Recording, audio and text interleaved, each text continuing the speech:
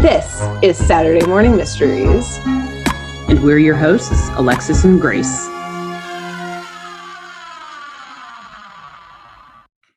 Good morning. Happy Saturday morning, everyone, and welcome to Saturday Morning Mysteries, where we are your hosts. I'm Alexis. I'm Grace. And we're back.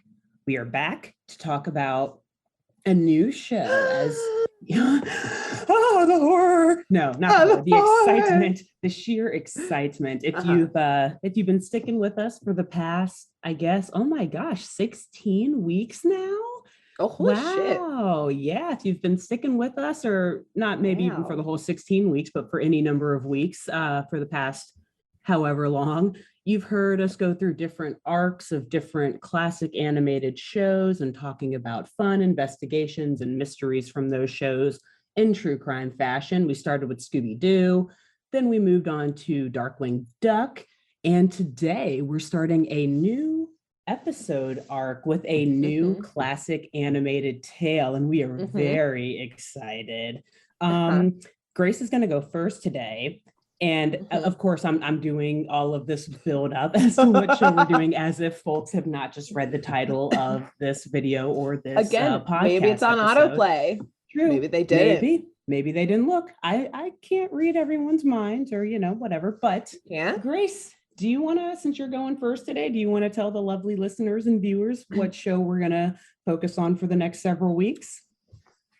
Yes, I do. But before we talk about our new show, I'm going to set the scene as per usual. Please I do when we enter new shows. So people who are just on autoplay are going to have to wait, in fact, a little bit longer before. But we promise you'll love it. It's going to be worth the wait. Yeah, exactly. I know Grace, she's going to tell a great story that will set the scene here and get us very excited for this show. So stick with us, y'all. Yes. And the scene this time starts with murder. Specifically in 1987, 2 years before our new show aired. Coincidence or not, we'll find out. It's not unrelated, but related. Trust me. Totally a coincidence. Yes. So in 1987, two hired henchmen flew from Los Angeles to New York City, which they found an office and shot the business partner of the man who hired them for murder, and they fled the scene. The murdered man was shot because his partner, kind of like a subsidiary partner, but a partner nonetheless, was jealous of this now dead man's part of the business and how extra successful that end of the business was. Okay. The man who hired the assassins went on to take over that more successful part of the business, and actually continued to build it up and be more successful than it already was. But with that also came a buildup of this man's paranoia, and his jealousy didn't stop and actually led to more murder for hire, including towards the end of this investigation, finding enough cyanide to kill 230 people. This business partner was batshit crazy, super jealous, paranoid. Wow. And yes, killed his original business partner. And what, you may ask, does this have to do with our new show, which I still haven't mentioned? This is related to the new show because the murder for hire plot had to do with a business that is very related to our new show, by name at least. Because the business where one partner was murdered by the other was the infamous, the one and only. You can find them on the Vegas Strip, baby. Chip and Dale's. And the stars of our new show are Chip and Dale. Rescue Rangers. Oh, man. How funny would it have been if the business in question was actually called the Rescue Rangers and not the Chip and Dale? Yeah, this is actually like a wild, like completely separate, like detective agency that then Disney stole from. Right. No, but I will say that's amazing, by the way, not amazing in the good. That's I Wild. never knew that. Yeah, that's wild. Best way to Yes. describe that. Absolutely wild. Yeah, I'll say there are some really great podcasts out there that fully dive into, like, they're just called like the Chippendales murders. Yeah. Because it's batshit bananas that this all male variety strip show has a very dark, murderous past. And I will say that the again Rescue Rangers, or Chip and Dale Rescue Rangers is our new show. And Chippendales, the strip show, not our new show, but they are spelt differently. So Chippendales, the strip show, is named for a style of furniture versus Chip and Dale. But according to Wikipedia, Chip and Dale, our chipmunks, were also named for this style of furniture as a pun. So it does connect. So it's connected. Yeah. So yeah. I'm not making this up. It's connected. So anyways, they knew what they were. Our new show is Rescue Rangers. Yeah. All of this is to say that our new show is Rescue Rangers. Yeah. No, great. That's a great intro. You know, maybe. Thank you. It was I'm sorry, what year did you say that all happened? Well, so the murder happened, that first murder, in 1987, and Rescue Rangers premiered in 1989. Yep. Okay. So yeah, maybe that was the inspiration for the show. They were like, what if we had a detective agency who looked into all these crazy, solve these crimes and whatnot, but let's just call them the Chippendale. Like, totally just punning off of this whole horrible situation. I've only watched like a couple episodes so far for like this, for now us covering this show. There could be an episode in which they solve a strip club, a strip show murder. I don't know. Maybe. I've tried to like scroll through at least the descriptions of a lot of them. I've not seen it yet, but I mean, like, I haven't looked that closely. It's very, very possible. You know what? Both Chip and Dale don't wear pants as Rescue Rangers. That's already half of the job of the Chippendales. They're on their way. And honestly, Monterey Jack too. Like, hey, everybody's got their taste. Yeah, exactly. Like, well, the mustachio, like plumpier, maybe older mustachio. Hey, whatever. Everybody's got their taste. Hey, if you're a Chippendales dancer listening to this episode, do we have some characters for you for your next show? Yeah. Oh goodness. Yes. So I was just saying, I'll just get into describing the show now a little bit more, unless you had other thoughts. I don't think so. Yeah, on those murders. Introduce. No, I don't think so. I'm still a little shook by that info, though, and also just the fact that we're about to tie it to a Disney show. Which, by the way, I'll say the show came out on Disney in 1989, and actually, it's pretty connected, slightly connected to our Darkwing Duck, our last arc that we did, where they were both like the part of the Disney afternoon adventure programming, along with like DuckTales, and there were some other shows in there. But yeah, so another Disney show where we might see things get a little dark and a little graphic at times with these adorable little woodland creatures, these rodents that are solving crimes for an investigative agency, detective agency that they have created. But yeah, I guess Grace, I'll let you jump right in. Tell us about this show. Yes. So as you mentioned, it does. It's connected somewhat. It's like rumored whether or not it actually takes place in the same universe as Darkwing Duck and like DuckTales and Tailspin. There are, again, according to the internet, like a couple times where like there will be some little overlaps. But uniquely, actually, Chip and Dale, who are brothers, actually first entered the Disney universe 40 years prior to having their own show. So in 1943, Chip and Dale, I feel like I have to say it so distinctly now that I've talked about Chip and Dale's dancers. But they appeared in a short. So, back in the day, they'd have like little shorts with Pluto. And they continued to get into other shenanigans in Disney shorts as co-stars with Mickey Mouse, Donald Duck, Pluto, and generally as kind of like the troublemaking, antagonizing, like the main characters with hooligan, like, they're kind of like the little hooligans and full of antics. And eventually in the 80s, perhaps inspired by the Chippendales murders, Disney decided to give them their own show. To be determined. Yes, Chip and Dale Rescue Rangers. And again, that was in 1989. And speaking of the 80s, the theme song, I would say, is another iconic song that deserves its moment to shine. Yeah. I can't like speak as well to genres of music as you can, Alexis, so feel free to give some more technical descriptions, but I basically, this song, it's got, some heavy synth in it. The way I decided to describe it was that it's got like some tonal shifting in it. Those are words I saw describe it. But I would describe it. It's like it starts off as like a slow late 80s ballad that would be in the rain, and then it breaks into the perfect like 80s pop pickup with like its rhythm and tone that would go from like the main character of this 80s film in the rain to them in a training montage for like whatever the big climax is, and like you seeing the success of their training and then running the race or like the big game day type of thing, and they win it at the end. Build up. Yeah, exactly. Chippendales. Yeah, exactly. And like, it would, the 80s film would definitely like freeze frame high five, or like a la Breakfast Club, like freeze frame, like fist in the air at the end.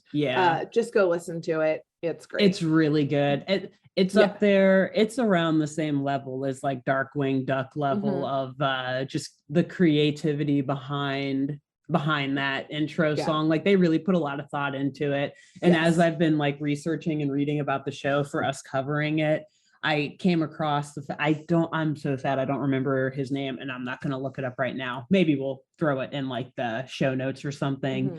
But they hired like an award-winning, like chart-topping composer and songwriter to do this song. And I think you described it like perfectly. Like this 80s like starts like the ballad, kind of like gets your attention with like almost this very like smooth but like somewhat heavy percussion, like get your attention, and then just like alternates into this very like synthy 80s pop type of like it's a bop for real.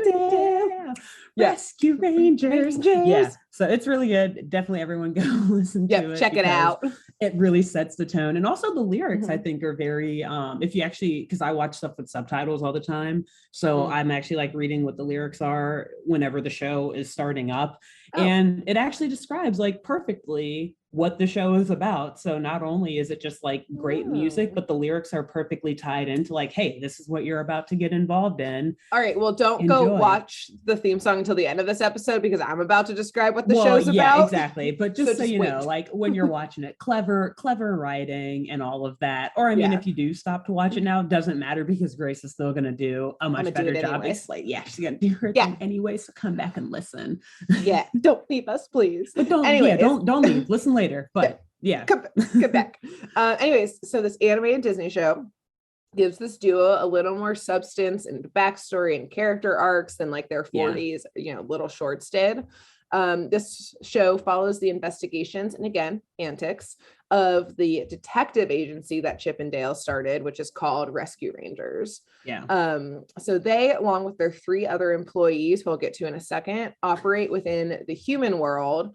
And they investigate the cases that are too small for humans to deal with. But for the Rescue Rangers, there's no case too small. And usually their clientele are other animals, but they do overlap with humans a lot. And humans like can't understand the animals, so it's not like they're talking to the humans. They just kind of like cross paths in the human world. So I'll briefly describe, again, as per usual, the different characters that make up the detective agency Rescue Rangers. So Chip is, again, one of the 2 brothers and partners at this agency. In appearance, he's basically Indiana Jones. He's got like the fedora, but not in a douchey way. The brown like leather bomber jacket, and his weapon of choice is often like a lasso. However, unlike the Harrison Ford Indiana Jones bad boy, Chip is like super straight-laced and serious, a little judgy sometimes. Clearly carries all the responsibility of the agency on his back. Like he definitely keeps the books. he definitely keeps them on track and on the straight and narrow. Dale, who is the other brother, I would describe as like the well-meaning frat boy who thinks Hawaiian Friday is every day, because he indeed wears a red and yellow Hawaiian shirt. His motto is definitely YOLO. He pulls pranks, is like kind of irresponsible, but in a way that's adorable. So yeah, not like a annoying frat boy, but like, ah, he's at it again. Yeah. He often gets schooled by his brother Chip, but to Dale's credit, when push comes to shove, like he does step up. And like I mentioned, the agency has 3 other employees. So first is a mouse who's somewhat reminiscent of Launchpad from Darkwing Duck, in the sense that like he also just wears a pilot's cap and has like the pilot's like goggles on the top of his head, and has like the large upper body. He is Australian and he sports a big red mustache and is obsessed with cheese, which is important to know because his name is Monterey Jack. Like the cheese. Yes. He goes by Monty a lot of the times. He's the muscle of the group, and he kind of brought all the other employees on board, as one of the other employees is kind of his sidekick, and the other one is more or less his like adopted daughter in a sense. So said sidekick, who again is another employee, is Zipper, who's like this tiny little like teal fly who just kind of like buzzes around. I think in later iterations he might have some lines, but he kind of just kind of makes buzzing noises. But he also like saves the day a lot of the time and can like lift a lot of really heavy objects. So yeah, he's pretty useful. Yeah. So then our only female lead is Gadget Hackwrench. Very literal name. Tell you. Yeah, right. Wonder what her job is on the team. So Monty knew her as a child, like he knew her dad, and kind of like adopted her as his own. I don't know what happened to her family. I'm sure the show gets into it and I'm just not aware of it yet. But she, I decided, is a combo of like manic pixie dream girl meets inventor super genius, in the sense that like she's rocking the lavender jumpsuit that's real cute and I would totally wear, has like the smoldering goggles on top of the head. She invents all of the gadgets and like weapons for the gang. She's constantly like creating and tinkering and testing things. Sometimes they work, sometimes they don't. Overall, like she doesn't give a hoot what other people think. She's also a mouse, by the way. And in her like uncaring about what other people think about her most of the time, sometimes she misses cues because Chip and Dale are both definitely like in love with her, and are vying for her attention, and she's just like, whatever, back boys. To my inventions. Yes, exactly. Which you go, girl. A very important note also is that, or I guess 2 last notes before I get into my episode, is that we picked Rescue Rangers a number of weeks ago as our next show. And then maybe like 2 weeks later, we learn, or Alexis sees on Instagram, that there is a Rescue Rangers movie coming out. Yes. So it's like, I'll pass it to Alexis here briefly, for her very badass, very cool as hell cousin described what the movie will be perfectly. Hi, Evan. Because he does a great job of like, what are they making this into a movie of? So I'll pass it to you. So it's funny. And again, to reiterate, we learned after picking this show, after like literally maybe 2 weeks after, we were like, all right, boom, we're going to do Rescue Rangers. I just so happened to be scrolling and an ad for the movie pops up on my timeline on Instagram. I'm like, oh my gosh.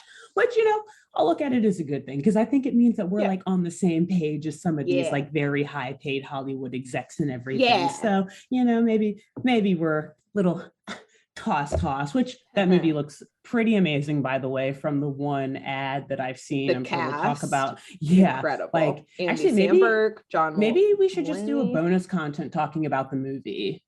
We will. Maybe we'll do that instead. We'll do that separately. But like, just know a live action hybrid movie coming out about this show is coming out. I don't know. I'm trying to think of too many things at once right now. Damn it. Let me read this text for we're so excited. So it just so happens, one of our probably our second biggest fan. Sorry, Evan. After our dear friend Lenny is my super cool, awesome cousin Evan. And he actually just texted me right before we started recording today saying this.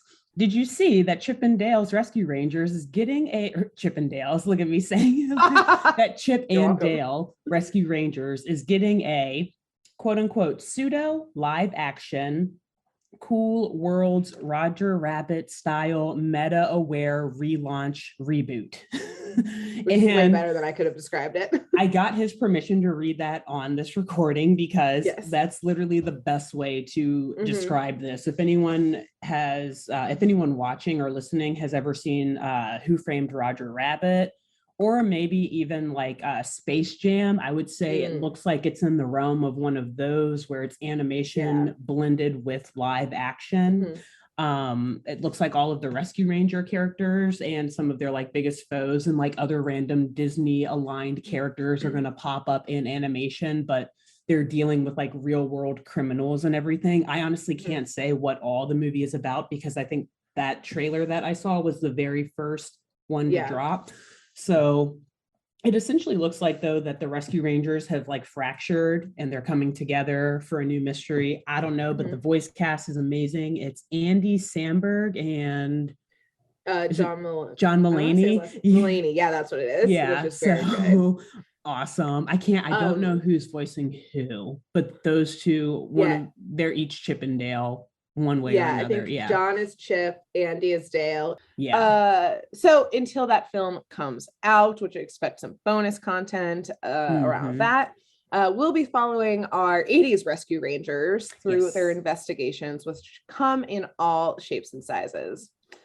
So the episode I'll be covering today is called Chocolate Chips, which I think is season 2, episode 25. According to Wikipedia, because again, Disney Plus organizes things differently. On there, it's season 1, episode 38. So instead of starting out today at Rescue Rangers HQ, which is rumored to maybe be in New York City, we're going to join our detectives on a little vacation outside of New York City and actually outside of the country. So Alexis, do you know some of the places that consume the most chocolate in the world? Oh, any guesses? I have some guesses. Do you want me to like actually fire off some guesses? Tell me maybe just a couple of places. Can I say countries really like by country or by like city? Okay, cool. Just firing off. I would say maybe like Brazil, maybe France, maybe Switzerland. I'm gonna stop guessing before I sound super dumb and like none of these are on the list of whatever. You know what? There's been you've named a couple that we'll get to, but the one I'm gonna talk about now. Oh, the United States, maybe. I just said we left the country. Oh wait, that's right. Sorry. I got excited. Listen, Alexis. We love sugar and unhealthy things here. Anyway. Yeah, true. So according to my new favorite website, because I've referenced it before in our show, Statista, or however you say it, the top 3 countries with the highest per capita chocolate consumption are Switzerland. You got that right. Okay. Austria and Germany. Okay. Although some sources put Germany as number 2. And while according to the EU's Center for the Promotion of Imports, the Netherlands are the largest importer of cocoa beans in Europe, Germany is the second largest importer with a market share of 19%. And again, according to Statista, I don't know why I can't say that word. Anyways, I'm going to keep saying it wrong. Say it the way you want. Germany is the largest producer in the EU of chocolate, and in fact is the world's largest exporter of chocolate products. Its total value in Germany varies a little bit depending on the source, but ranges anywhere from $7 billion to $12 billion and is growing. Wow. So what I'm trying to say is that Germany really loves chocolate, and that in Germany, big chocolate is big money. So some Germans, not to stereotype here, but some Germans love chocolate in the industry so much that they're willing to ostensibly die for it, because greed and gluttony will do that for you.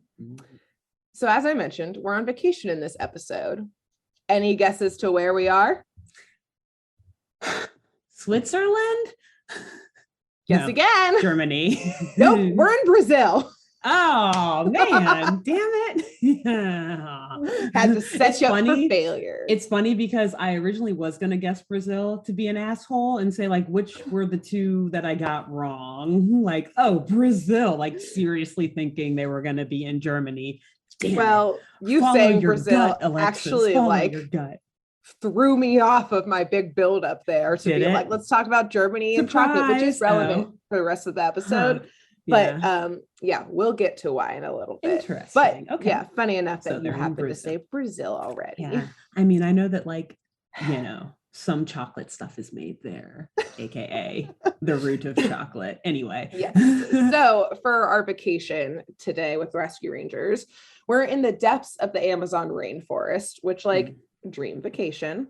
Now the Amazon rainforest is mostly in Brazil, like 60% of it is in Brazil, but portions of it are in other countries. And while the show just kind of arbitrarily says like we're in South America and in the Amazon, I'm going to go ahead and say they're in Brazil as an executive decision here. Cool. Cool. So our intrepid, wow, why can't I say that word either? What the fuck is wrong with me today? Intrepid. Intrepid. It's early. It's early. I haven't had breakfast yet, just this coffee. All right. Yeah. Our rodent heroes are hitching a ride on a Jeep tour deep within the Amazon rainforest. As our local tour guide, which like has an like arbitrarily like maybe a Spanish, maybe a Portuguese accent, because that's the main language of Brazil. Yeah, it's a little, the accents that they give are a little of 1989 depiction, I would say. Yeah. So keep that in mind. Of course, back then, unfortunately. Yes. So as our local tour guide points out the beautiful animals and the local flora and fauna, we see our rescue rangers doing what they all do best. Monty and Zipper are relaxing and chilling. Gadget is taking pictures and tinkering with her homemade camera that has like a super aggressive flash. Chip is straight up bitching about how vacation is a waste of time and that they're missing mysteries at home that they could be solving because he's a workaholic. Yeah. And Dale is straight up digging around through everyone's luggage looking for a snack, specifically a sugary snack. When Dale comes up dry, he does notice that Chip has some chocolate, again, chocolate, see, all coming back, in his backpack. Yeah. It's called chocolate chips. It's related. Yeah. Yes. So Dale tries to steal some chocolate from Chip, which of course pisses Chip off and causes actually kind of an on-the-spot intervention about Dale's sugar addiction, because sometimes the way the show depicts, Dale and how much he loves sugar is straight up like crack addict status. And this, fully like intervention, they're all like sitting in a circle being like, you have a problem. He's in denial and he says, look, I can show you don't have a problem. I'll go cold turkey right here and now, baby. Okay. So right as he makes the classic addict's promise of, I don't have a problem, I don't need it in my life, the Jeep comes to a screeching halt as the tour guide starts to cry out in English. Whereas moments ago, they were in this lush rainforest with, like skyscraper-sized trees, oceans of green, and flowers sprouting out in every direction with every color of the rainbow. The tour group suddenly found themselves amidst a scene of pure devastation. The rainforest in front of them has been entirely flattened out, with every inch of life having been removed. Among the tire tracks that cross this, this devastated field of now just dirt and turned up soil, we clearly see the remains that there used to be trees here that were uprooted and literally ripped and torn from the ground. So as the tour guide continues to cry, rightfully so, about what happened to his beautiful jungle, then some nearby animals come on in to the rescue rangers and basically explain that this is not the first time this has happened within their region of this jungle in Brazil, or the rainforest in Brazil. And it's actually happening more and more, but no one can actually figure out what's happening. Every morning, basically, these animals are waking up, and more there's different plots of land that have been, all of the trees are uprooted from. And of note, the only types of trees that are being uprooted and cut down seemingly just overnight with no one noticing are the cocoa trees. So let's pause for a second to remember the title of this episode, Chocolate Chips. How fun this sounded. Yeah. Is there a pun in there too, maybe? Or double entendre? I don't know. Yeah, who knows? Like, we love show chocolate Chippendale. Chippendale. Fun, delicious. We're on vacation. Yay. How cute. Right? Yay, I love chocolate. No, Fun. somehow I yet again chose an episode that has to do with some deep shit. Or at least that's what I projected onto this episode. This episode deals with dark chocolate. Yes. Not a laughing matter. Try to stay with me as we go through this episode. Gotcha. So, clearly distraught by this unexpected devastation, the tour kind of comes to a screeching halt, and they make camp kind of nearby and like to regroup and figure out what's going on. I will say the Rescue Rangers have like a very adorable, like cute, like branded tent with like their little logo on it. But as they all turn in for the night, Dale, our sugar crack addict, sneaks off to get his sugar fix in secret. And like basically munch on his like secret emergency candy stash, like off in the trees. But lucky for him that his addiction took him away, because while he's out on his sugar bender, the camp is attacked, actually. So yeah, lucky for him, and literally only him. Yeah, the one time addiction saved the day. Saved his life. Don't take notes, kids. It usually doesn't. Yeah, usually not this case. Good. Yeah. Yes. So from his secret little hidey spot, now filled with candy wrappers, all Dale can hear is like this strange buzzing noise and the legit screams of everybody. Oh my God. The screaming of his friends is enough to like snap him out and sober him up. And so he runs back to camp. But it's too late, because everybody, humans and rodents, are gone without a trace. But he's now on the case, obviously, because he needs to figure out what the fuck just happened to his friends. And he hears that like strange kind of low buzzing noise again, and follows the noise, which takes him through the rainforest to another patch of cocoa trees. Also, I will say in the show, they always call them cacao trees. Oh, cocoa and cacao are the same thing. Yeah. Whatever.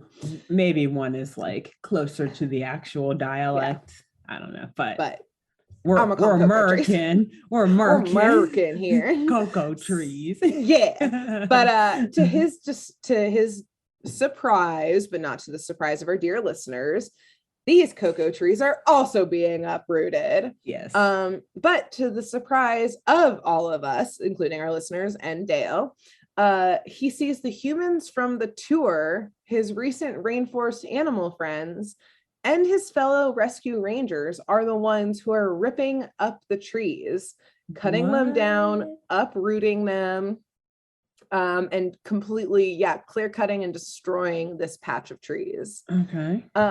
Dale is like shouting. No one is taking any notice of him. They're all kind of moving around with this like glazed look of their over their faces, this like 1,000-yard stare, almost moving like zombie-like as they go through just like the motions of like ripping up these trees and devastating this rainforest. Luckily, Dale is able to literally slap Chip out of it. He like punches him and then just like kicks him and like sends him like flying, and it shakes him from his stupor. But unfortunately not for long, because just as Chip like shakes out from it, the attackers reappear. So with this strange buzzing noise suddenly reappears, and it's this swarm of bright red mosquitoes. Oh boy. Which like would legitimately in the rainforest be fucking terrifying, because there's some scary shit in the rainforest. They'd be massive. Yeah, I'm just gonna real quick interject. You said at the beginning, like, Amazon rainforest vacation is your dream. Like, oh geez, wow. I know you're hardcore, with the outdoor like, stuff, but holy shit. I'm not Maybe roughing it there. yeah, Because I don't okay, want to gotcha. die Like you're from not a python. exactly. You're not kidding. You're not camping out in the Amazon. I do like maybe a Yeah. trail, a short one, because Yeah, yeah, those like mosquitoes are probably as big as your face. yeah, like no joke. Like I feel like everything can kill you in the Amazon Yeah, that's rainforest. like the purpose of the rainforest. Yeah, exactly. Like Like, don't go in there unless you want it to be over, basically. yeah. So Dale is able to hide, but they do attack Chip again. And as they do, he immediately reverts back into like this zombie state. So both Dale obviously puts it together, like these mosquitoes is what's somehow turning them into zombies, which like, I don't know, there's probably some type of mosquito again that like does have that effect. There's such things called like zombie bugs that like Google it. It's very terrifying. It's basically what bugs just do some weird, very scary shit, and no less in the Amazon rainforest. Especially in the Amazon, yeah. Yes, exactly. So Dale, both on the run from mosquitoes who are out for blood, because literally that's what mosquitoes need, and trying to figure out what the fuck is going on with his friends. He hides in a tree trunk of like a downed tree, but unfortunately the zombie people push it over a cliff edge. Yes, Strong into zombies. Yeah, a roaring river below. And it turns out that that they're pushing all of the trees into this river. And his zombie rescue ranger friends are on some as well, and they ride the river down until it meets up with a waterfall. And there it's promptly taken out by other like zombie looking creatures. Yes, Alexis, I see a question on your face. Is it because they wrote it down but to a waterfall? I mean, yeah. And that's not the way currents work? Yes, there's a few like physics aspects that I'm questioning. Okay, I will say the way they write it down is there's zombie alligators on the sides of the trunks, like swimming them down. Well, that just raises more questions. Exactly, that's why I didn't add it in. Yeah. Okay. Keep it moving. Keep it moving here, people. So when the trees brought by the zombie alligators or crocodiles, I don't know. I don't even know if those are in the rainforest, whatever. They get promptly taken out of the water by more zombie like animals, and they get taken, like they kind of disappear behind a waterfall, and Dale obviously jumps ship before that because he's like, what the fuck is going on here? I'm not going back there. Yeah, with some zombie leopards, they will eat me. Yeah. Even if they weren't zombies, they would eat me. Yeah, exactly. Maybe even more so actually if they were not zombies. But over the rushing sound of the waterfall, Dale hears this like steady drum beat and looks up towards the top to see this actually like kind of short, like hefty figure in this like flowing, like blowing in the wind red cape, and this like enormous, like almost like head and shoulders, like golden mask. It's like, it looks like kind of like just like a full bust type of thing, like a statue bust. Like, yeah, covering everything, like pure gold, this like very like animated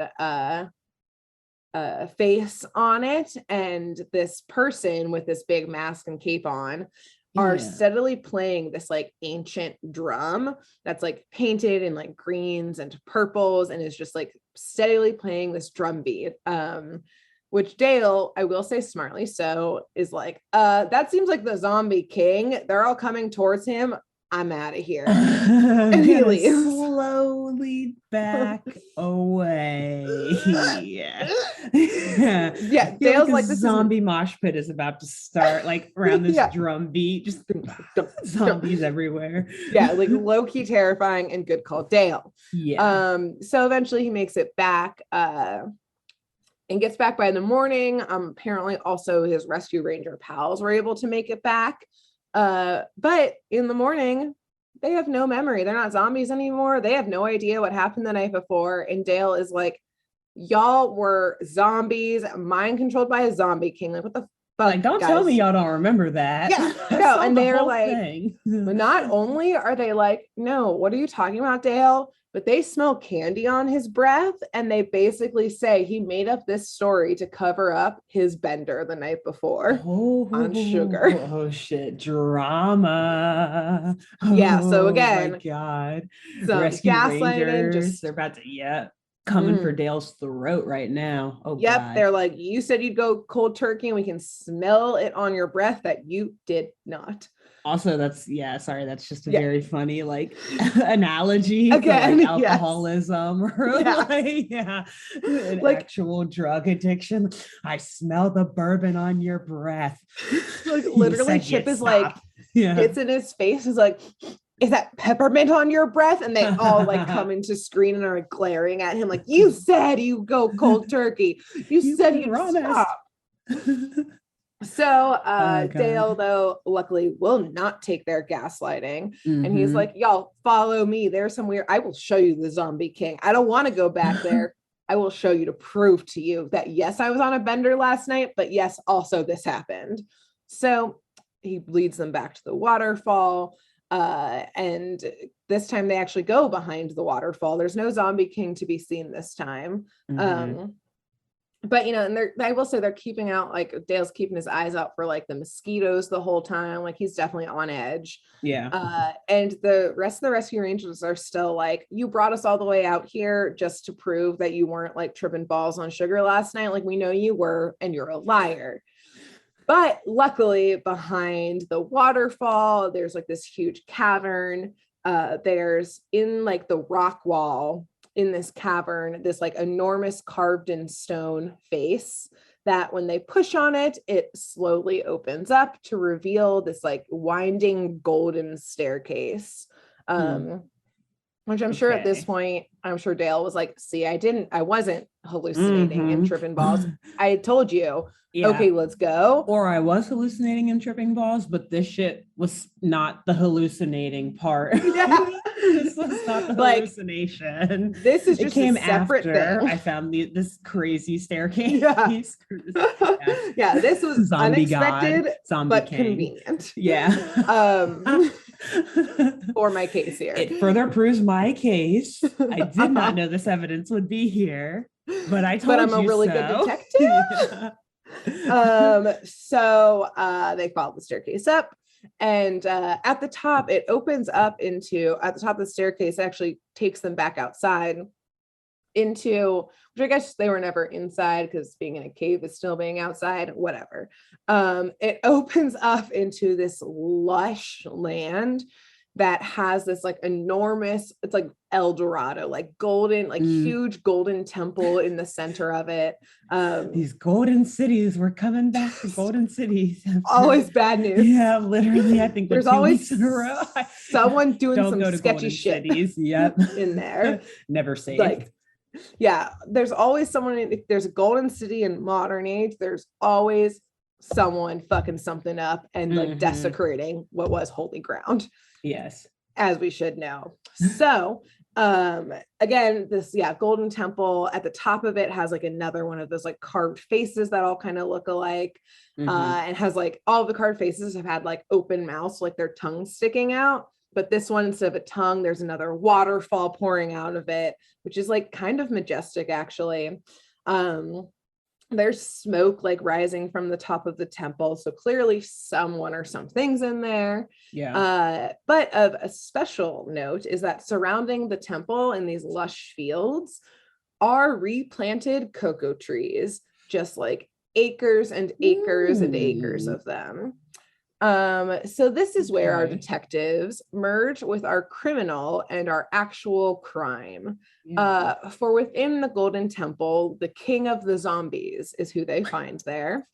And thinking he's alone, he takes off his mask to reveal this heavyset man with a black mustache and like this wispy black hair. And as German polka music starts playing, lederhosen is what he's wearing.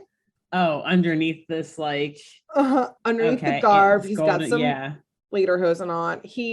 Cool. I can't help but immediately, even though his like mustache is like kind of curled up, because of like the wispy hair, he's kind of like heavier set Lederhosen Hitler. Like that's the immediate vibe type of thing. Yeah. You just can't avoid it. Yeah. And while he tastes, and he's basically surrounded in this temple with like these bubbling cauldrons of chocolate, and the rescue rangers are watching this happen, again, thinking he's alone. He starts to monologue about what's going on. Classic supervillain. Classic. And so they watch from behind one of these like cauldrons. Again, they're like, here's some cocoa trees, bubbling cauldrons of chocolate. Something's up here. So our criminal today, he somehow explains himself out loud. He says to himself, his name is Heinrich von Sugarbottom. It's like actually a kind of cute name, Von Sugarbottom. Like I feel like I would want to name a cat Sugarbottom or something. Like, right? Isn't that so adorable? Perfect cat like a white cat Sugarbottom. Yeah, oh my Sugarbottom. gosh. Anyway, Heinrich.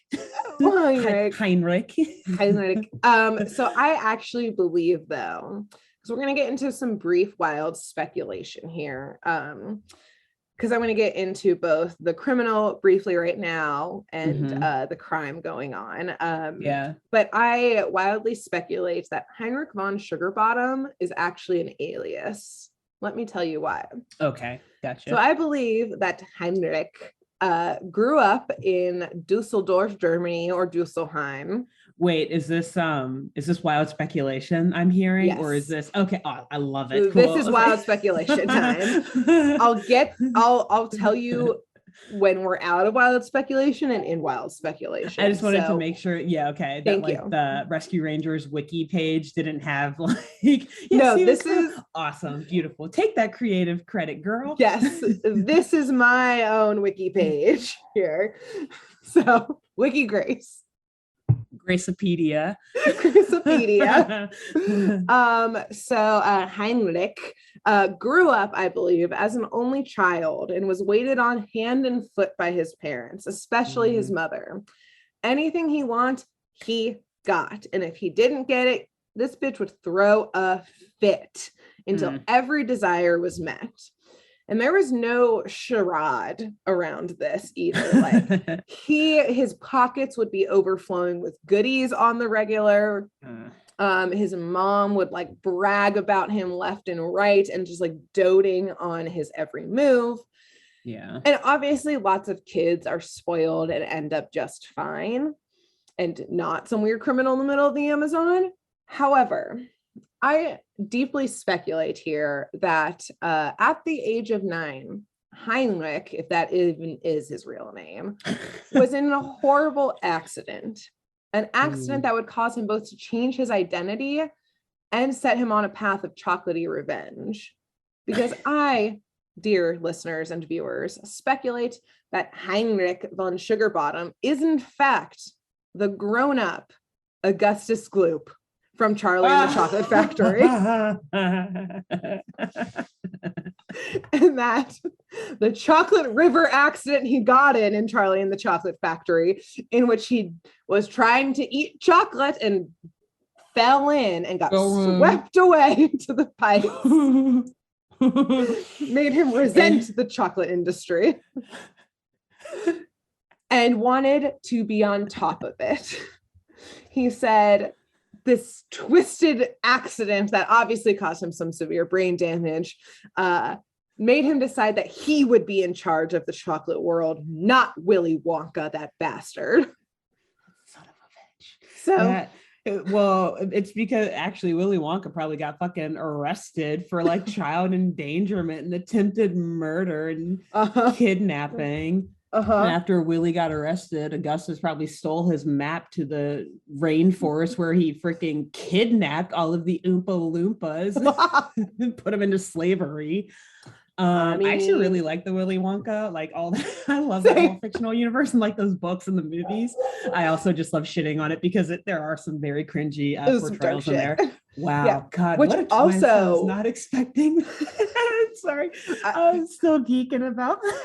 As a side note, I was really hoping in the last 24 hours, like because we both share the like YouTube account for Saturday Morning Mysteries, like we can, if you watch something on it, like it's in our watch history, and I went and rewatched this scene for Augustus Gloop, and I was like, I hope Alexis doesn't see this.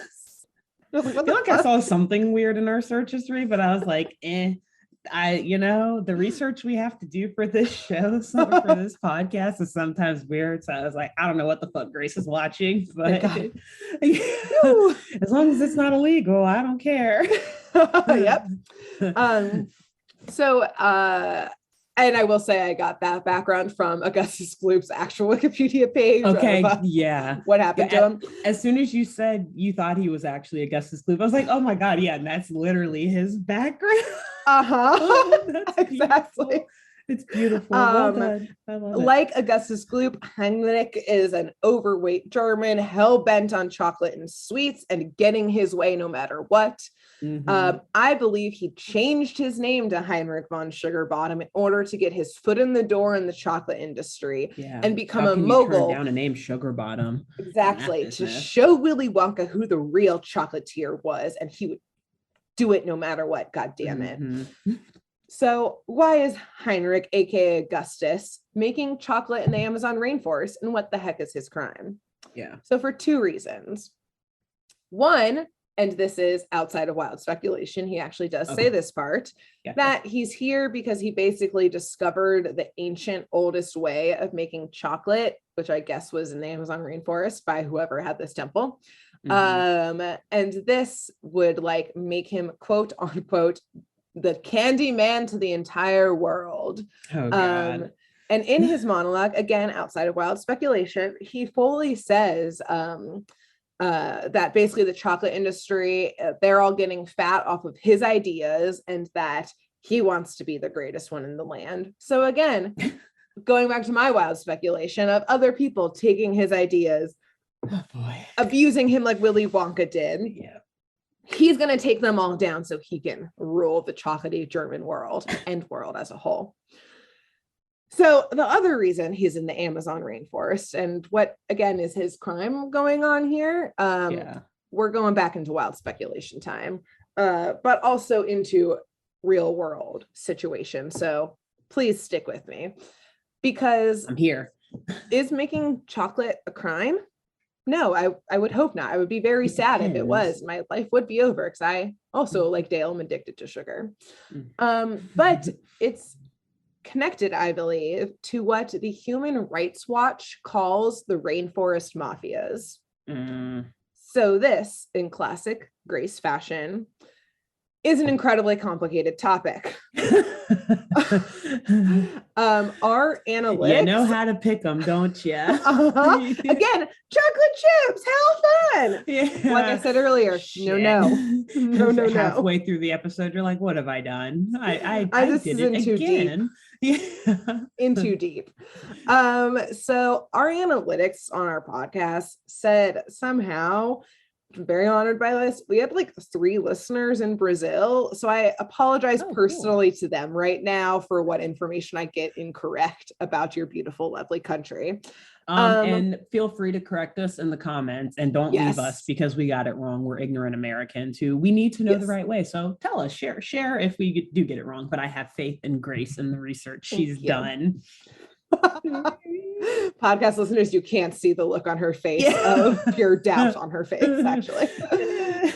So again, apologies for what I may or may not get wrong here, but I've tried my best. So environmental laws in Brazil make unregulated deforestation of the Amazon rainforest and in general illegal. However, the enforcement of such laws by the Brazilian government is weak at best, and at its worst has led straight up to murder. So according to the Pastoral Land Commission, which is a nonprofit, over 300 people have been killed in connection to Amazonian land resources in the last decade alone. Wow. At least 28 of these killings since 2015. 4 attempted murders and 40 death threats have all direct evidence linking them to illegal deforestation. Who, again, in this direct evidence, they've been able to put together that those perpetrators of those various crimes, again, murder, death threats, attempted murder, saw the victims as obstacles to their illegal operations and wanted to get these people out of their way. While some of these victims were Brazilian government enforcement officials of these laws, most of them were either from communities nearby or in the Amazon, and a very good amount of these victims were from indigenous communities and indigenous individuals who oftentimes, from what I can tell, in this whole scenario, probably get the crimes against them probably get underreported. And so whether trying to enforce the law, trying to stand in opposition to illegal deforestation, or even having some loose knowledge of these activities can get you killed by the aforementioned rainforest mafia. And rarely is this violence is rarely even prosecuted in Brazil. In the last few years, the amount of illegal deforestation has actually become much more brazen, much like Heinrich/Augustus Gloop's operations now show us. This, according to both the Human Rights Watch and Luis Roberto Barrasso and Patricia Perón Campos Melo's article in the Harvard International Law Journal, is directly connected to Brazil's president, which I also don't know how to say his name. Should have looked it up. Jair Bolsonaro. Yep, exactly. I was going to say Bolsonaro is how I think it's said. It's connected to his active curtailing of enforcing environmental laws by doing things like cutting the environmental law budget, downsizing the entire department so barely anyone works there, in addition to corruption and a lack of legal framework to actually even take action. So many of these actions under his administration has been read as a green light by illegal deforesters, basically, again, this rainforest mafia, to increase their illegal actions because they basically are guaranteed not to get caught now while he's president. To paint a picture of what it's like in the last few years, I'm going to directly quote from that Harvard International Law Journal I mentioned. It's kind of long, but it's like pretty staggering. So I'm just going to read it in full here. The quote or the whole article? Or both. Okay. So it's kind of chunky. The article is very incredible, and it goes into the legal framework within Brazil that kind of is allowing for all this to happen and why it's weak.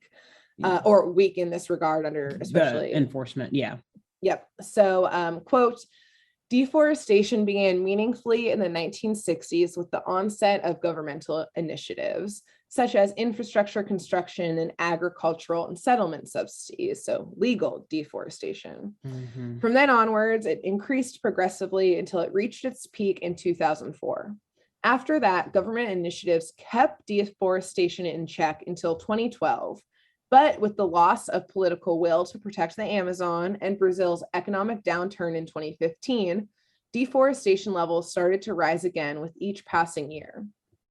By 2015, the accumulated deforestation of the last 40 years added up to a total of 20% of the Brazilian Amazon, an area equivalent to the territories of Spain and Italy together.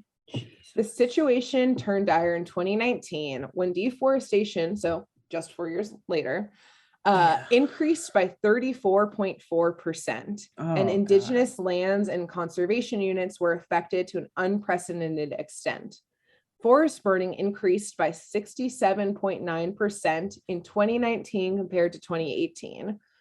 And these numbers continue to grow in 2020 when deforestation increased by 9.5% and fires by 6.7% compared to just 2019. End quote.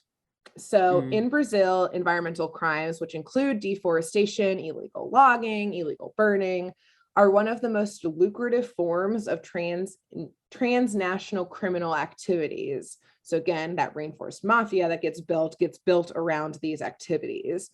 Because, like I said, in Brazil, especially under Bolsonaro's reign or presidency, the risk of punishment is so low. And these activities run deep, thus, again, the rainforest mafia terminology, as they require the needs of bribes, money laundering, corruption of government officials, smuggling, and slavery, which is something you mentioned earlier. Damn Oompa Loompas. Yep. It's so bad, in fact, that according to CBS News, there have been at least 4 complaints brought to the International Criminal Court against President Bolsonaro for crimes against humanity in his alleged role for the destruction of the Amazon rainforest. Oh my gosh. Yeah, both for the impact on indigenous communities and peoples, and also the impact that this has had on climate change and the direct impact that climate change has on human lives. Yeah. So we soon learn that Heinrich, aka Augustus, is not beyond these crimes either. Not only is he illegally cutting these cocoa trees, which again, illegal, but we learn that he literally is giving mosquitoes this ancient mind control potion that he found in this temple that they inject into unsuspecting victims like the rescue rangers, so that they can do his bidding, which is activated by this ancient drum. And he fully, quote unquote, Heinrich/Augustus says that labor is where he saves all his money in these operations. Oh gosh. So he's slavery. He's an ultra capitalist too. Great. Yep. So essentially with this juice, this mind controlled juice, yes, he makes them slaves. And yes, he is part of some variety of, again, rainforest mafia, illegally cutting in the rainforest these cocoa trees so that he can build up his chocolate empire, which he can do brazenly with the current political situation in Brazil, and thus, again, take down Willy Wonka. This is all a very long, very deep running. Yeah, it's a long crime game. Syndicate. Yes. He's playing the long game here. He's in it. Yeah, that little run in at the chocolate factory. If he hadn't gotten that golden ticket. Yeah. But it changed also, him. It changed this man. What? He's been plotting. He's been plotting since he was 9 years old. But also, I guess if it wasn't him, it could have been someone else based on these stats of the rainforest right now. It was bound to happen eventually. Yes, it's a huge problem. Yeah. They're illegal. That is our crime here today. So obviously the rest of the rescue rangers now look at Dale and they're like, oh, yeah, you're right. Some shit's going down here. Yeah, you can keep your sugar, keep your candy for a few more days. Sorry about that, by the way. So they're like, well, step 1, let's end the slavery ring here. So again, rescue rangers secretly getting dark. They're like, we got to take this out. This is our first problem. These abolitionists. I love it. Yes, exactly. So the mosquitoes get one final drink from the mind control juice that Heinrich, aka Augustus, brought out for them. It's actually just blood. Probably blood from the people they've made their slaves. But these spunky rescue rangers knock over the rest of the mind controlled juice, aka blood, probably. But unfortunately, a bunch of rodents pushing over like a bunch of ancient pottery filled with liquid is not subtle. So Heinrich/Augustus immediately is like, y'all are a problem. I'm gonna take you out. But unfortunately, he runs to his drum, starts beating on it, which snaps these rescue rangers, sans Dale, back into their zombie state because it was only a few hours ago in which they were bit. Whatever they were bit with is still pulsing through their veins. And they're literally mice and a fly and a chipmunk, so like a swarm of mosquitoes attacking them, like there's a lot of it pumping through their that shit's juicing through their system. Exactly. So they all go into zombie mode again. Heinrich at first, again getting dark, is trying to get them into the chocolate, the boiling cauldrons of chocolate, to boil them alive. But he realizes Dale isn't a zombie, and so he's like, take care of him, mosquitoes and other zombies. But I guess the mosquitoes have like really bad aim. Maybe they're used to like stabbing humans, But like Dale is Not chipmunks, easily rodents. able, yeah, to evade capture and like getting stabbed. So as Heinrich starts to like full on like rip the mosquitoes a new one that they're bad at their jobs, he makes the rescue rangers go after them, which funnily enough, Heinrich / Augustus does say part of being a good or I don't know how to do German accent, like part of being a good businessman is delegating responsibility. That's not German accent. I don't know what that was. It was like hybrid German Italian. I can only get into German accent when I imitate Oma, who's Katie Albers' grandmother, who I love. Hey Katie, Grace. what's up? Shout out. Yeah, I should be like, Grace, get me another shot of the Jaeger is like the only way I can do is imitating our dear Oma, who's basically my adopted Oma. Anyways, luckily, Dale's once again able to slap Chip out of it. Right as again, darkly, they're both about to like plunge to their deaths over like the edge of this temple, and like literally just like a step is able to stop them. Oh God. So again, they straight up almost die. Yeah. The end of our heroes, potentially, but yeah, the beginning and end immediately. And this is our first and only episode. Bye. And, yep, not sure how that movie is going to end up because it's definitely not be rated PG as we see them die again in that movie, maybe. And so, and again, tying it to the like the violence of the rainforest mafia, 2 more deaths on their hands, apparently. But luckily, that was just attempted murder to add to the list in the Rainforest Mafia. A much lesser charge than actual murder. Yeah, exactly. So they, again, like you said, these tiny abolitionists are like, okay, the juice wasn't enough. It's the drum that's the problem. That's like making us slaves here. Yeah. So through other shenanigans and antics, these 2 tiny ass chipmunks are able to like push a huge face statue, because it's just faces everywhere in this whole episode, into the center of the drum. Yeah, they rip through the drum, which the end of the drumming shakes everyone else out of the zombie trance that they're in. Heinrich starts like, aka Augustus, starts truly like in pure terrifying German yelling fashion, which again, sorry to stereotype y'all Germans here. But like an angry German yelling is kind of scary. The language is very aggressive sometimes. I was gonna say, so he was just normally talking. Sorry, Germans. The language is fascinating, but it does always sound pretty angry. Scary sometimes. So he like goes off at the mosquitoes, and you know what?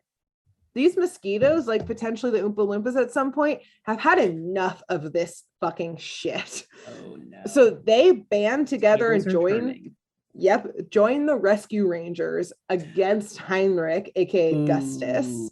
Ooh, yes. A powerful alliance. Very powerful. So between the mosquitoes chasing him and the rescue rangers, Heinrich like tumbles into his own drum, somewhat hilariously just turns into like almost like a snowball because he's like a little plump and he's now in like the circular drum and he starts rolling. Kind of funny. But I, again, going back to my wild speculation here. Yeah. This turns into the worst possible scenario for Heinrich / Augustus, because what happens in the actual episode in his snowballing, he runs into all of the boiling cauldrons of chocolate, which turn into a river of flowing chocolate into the waterfall out the temple into the river below. A pure chocolate river, like when Augustus was 9 years old in the chocolate factory. He's so traumatized right now. He is just re-triggered right now. You see him literally like in the drum, like flowing down like the gushing chocolate river, much like 9-year-old Augustus had to. Yes. Oh my gosh, his fate. It is his fate all along. It revisited him. Oh my. It brings it back to again what I believe happened to him when he was 9. Yeah. So I'll end with after rehashing that life trauma that he had to relive now. I'm sure that he was like, as he was going through like the chocolate like Amazon River, he was hearing the like Oompa Loompas, you know, like laughing, you're hearing the music from them in the background, and Willy Wonka is just like seeing their faces, like just like having flashbacks, like not necessarily, actually maybe his whole life was flashing before his eyes, but specifically that day moment and all of and just seeing like which also has another really quick side note of the Gene Wilder version of Charlie and the Chocolate Factory, which in my humble opinion is the best version in the world. They are making another one, by the way, they of are like Timothée Chalamet. It's like a precursor type of thing, like prequel to it, but young Willy Wonka. In the clip I watched,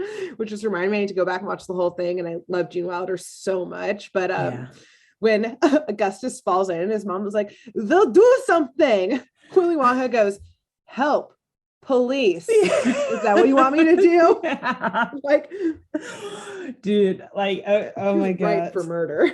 Never mind. Maybe we should do a bonus episode just about the Gene Wilder version of the movie, because he's killed before for sure. Yeah, like I know I alluded earlier to like, he was getting totally fucking arrested after that, which also like the Johnny Depp version would have been as well. They were both fucking batshit crazy. Yeah. But Gene Wilder, just that, they didn't cold-blooded. He was cold-blooded. Yeah, they did not have to make him that insane of a character, but I'm so glad they did, because Gene Wilder killed it.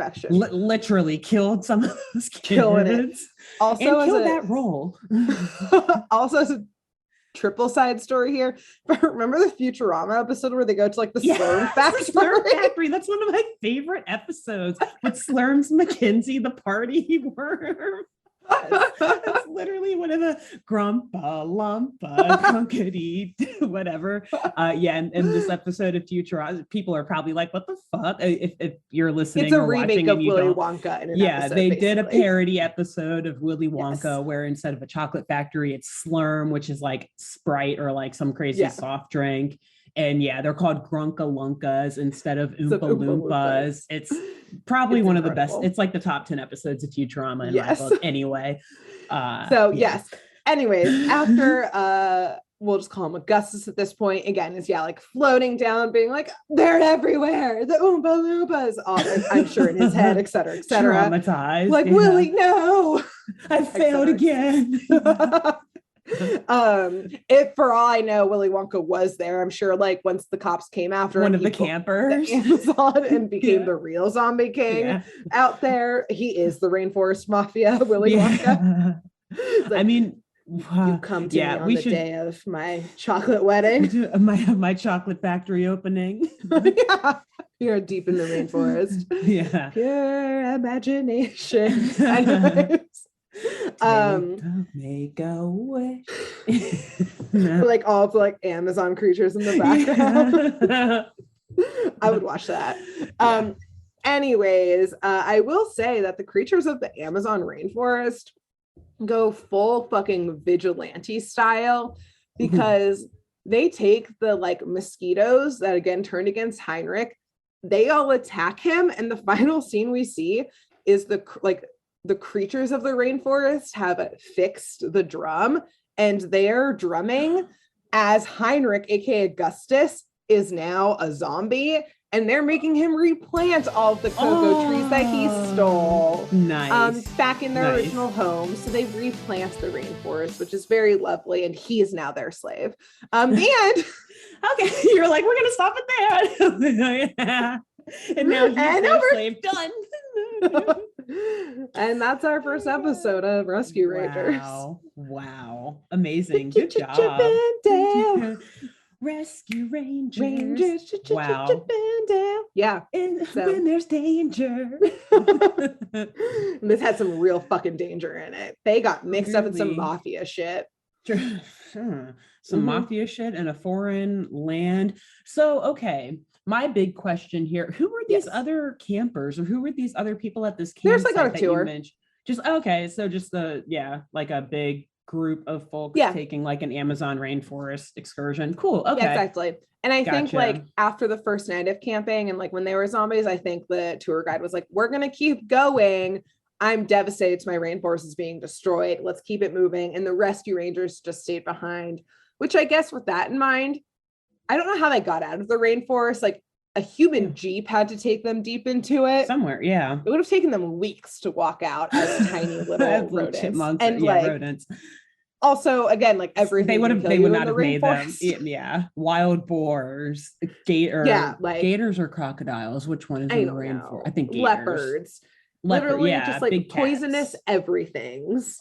Yeah, snakes. They're still discovering like creatures and like plants in the rainforest to this day. The rainforest, Amazon rainforest is so big, there are still like fully uncontacted like indigenous peoples and tribes in the Amazon rainforest. Yeah. So another reason why I would not want to take a vacation there. I mean, I'm sure that the tour guides like map it out well. Like, I think they like do not go past that red marking on that tree. Yes. I think it's like actually that red marking on the tree is a natural marking that says this, hey, I'm a tree and I will fucking kill you because we're the rainforest. Everything's I'm a tree here. And I will kill you. Yes. Oh, so, wow. Amazing. What Rescue an Rangers, episode. Baby. We're in it. Yeah, we're in it. They're starting off strong. What episode number that was season 2, at least for like the broadcast history. Yes, so broadcast season 2, episode 25, Disney Plus season 1, episode 38.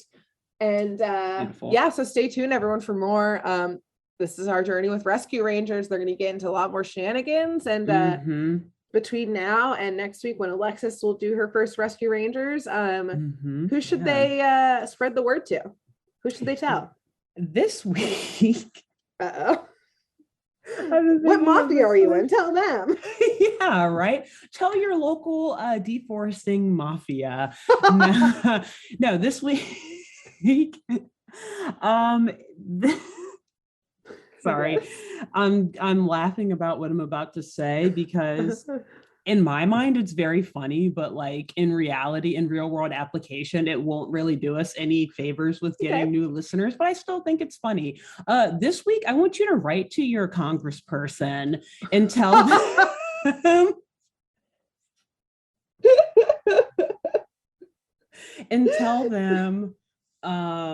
to check out Saturday Morning Mysteries. And the reason I'm saying that is because the congressperson is like never the person who actually opens the mail. So truly it's going to be like their scheduler or like one of their assistants or their aides who's like, oh, okay, yeah, I'll check it out. And then maybe they'll like share it with the rest of the congressperson's staff.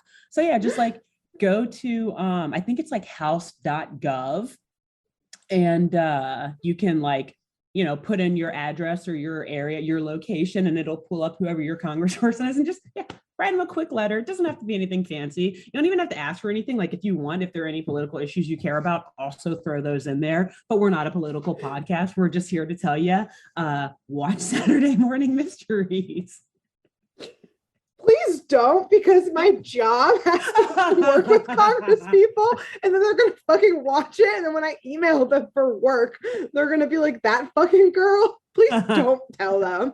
How about this one? Write to your state representative at the local level. If you don't want to write to your congressperson, to your state legislators, state city council members. In which case, just Google your state name, General Assembly / state legislature, pull up their website, find it there. Geez, find Grace. I don't even have a follow-up for that, except my follow-up was, don't tell your congressperson about this, please, so I can maintain my professional's life.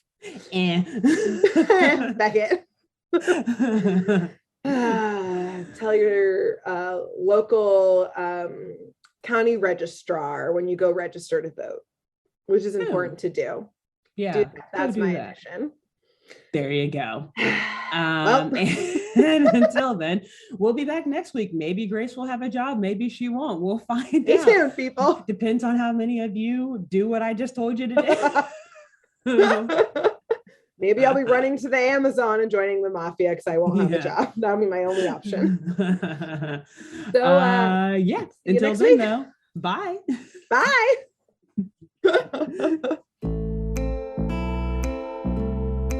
Thanks for tuning in to Saturday Morning Mysteries. If you enjoyed this episode, please share, rate, review, leave us a like, and drop a comment. We post episodes every Saturday and bonus tune tangents whenever we feel like it. So please subscribe so you don't miss the shenanigans. And if you want to follow us on YouTube, click the bell under the YouTube subscribe button to receive notifications when new videos are posted.